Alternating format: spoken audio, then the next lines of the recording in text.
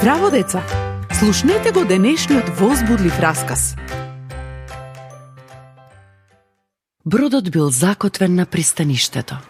Павле и неговиот пријател Сила излегле на копното во градот Филипи.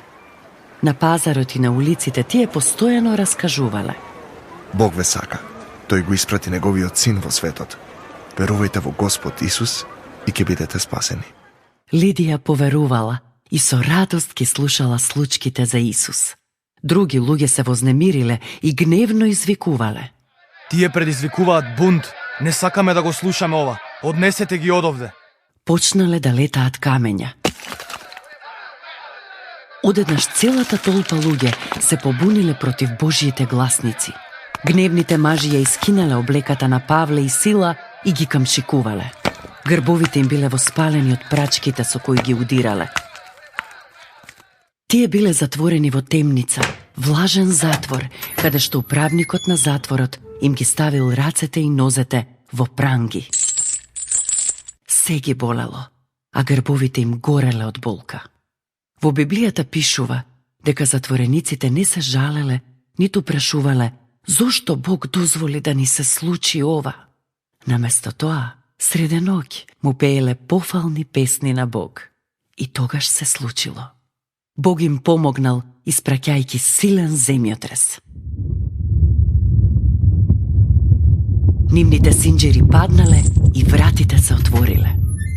Управникот на затворот се разбудил од вревата. Неговата прва мисла била дека сите затвореници избегале. Тој се плашел од неговиот предпоставен, па сакал да умре. Го зел својот меч. Чекај, немој да се повредуваш. Сите сме овде. Навистина, никој не избегал. Тресејки се, затворскиот чувар паднал пред нозете на Павле. Што треба да направам за да се спасам? Ти не треба да направиш ништо. Исус направи се за тебе. Верувај во Него и ќе се спасиш. Било многу едноставно. Управникот на затворот поверувал и се изменил. Тој повеќе не ги повредувал затворениците, туку им дал храна да јадат и им ставил лекови на раните. Следното утро, судијата испратил гласници до управникот на затворот и му рекол да ги ослободи овие двајца мажи. И тие самите дошле и се извиниле за своето лошо однесување кон Павле и Сила.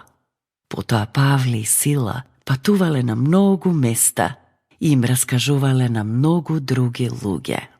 Верувај во Господ Исус и ќе се спасиш и ќе имаш вечен живот. До следното слушање.